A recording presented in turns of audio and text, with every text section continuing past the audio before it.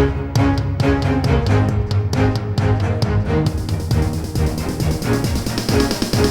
is the Washington Times front page for Wednesday, November 2nd, 2022.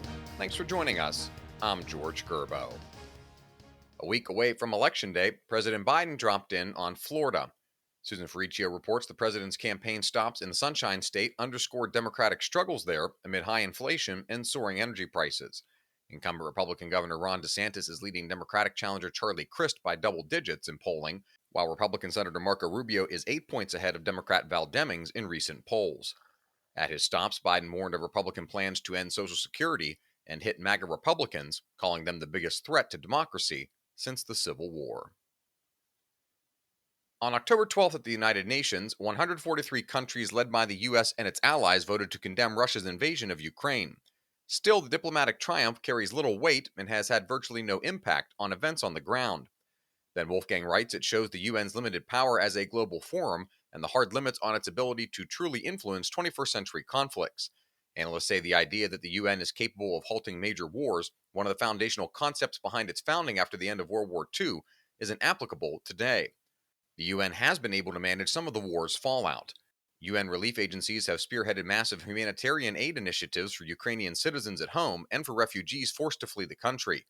The UN says it has given food and financial aid to more than 8 million people since the start of the war on February 24th.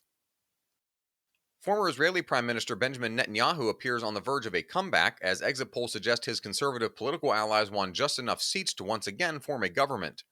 In exit polling data, Dave Sands reports Netanyahu is poised to command the 61 seats needed to control the Knesset, Israel's parliament, although the size of his majority isn't expected to be large. Netanyahu's been battling charges of corruption as he tries to reclaim the job he held for more than a decade before his ouster last year. Netanyahu, and whether he should stay or go, has been the focus of 4 inconclusive Israeli elections in the past 4 years. The coalition headed by current Prime Minister Yair Lapid managed to take power in 2021, but the government couldn't hold on to power given its deep ideological divisions. Sheriffs are collecting horrific photos of the bodies of migrants near the U.S. Mexico border, looking to shock people into action to deal with the situation. Stephen Dinan reports the National Sheriff's Association's collection of photos puts images of real people on the number of deaths.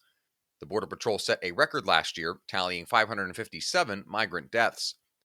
U.S. Customs and Border Protection did acknowledge the growing death toll and blamed smuggling organizations for the high number. And finally, the Trafalgar Group says Republicans will pick up as many as 35 House seats and win control of the Senate with at least 52 seats in the midterm elections. Dave Boyer reports Chief Pollster Robert Cahaly said his firm's state-level polling shows a significant Republican victory and strong turnout. Its polls typically lean conservative.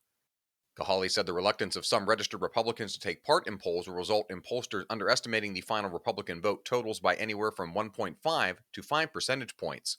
He made the comments during a Washington Times Countdown to Midterms video event. Find all today's front page stories at WashingtonTimes.com/front page or on the Washington Times app, and find us wherever you get your podcasts. Just search Washington Times in any major podcast app. You can also find us on Twitter and Instagram at Wash Times for breaking news, sports, commentary, and more. For the Washington Times, I'm George Gerbo.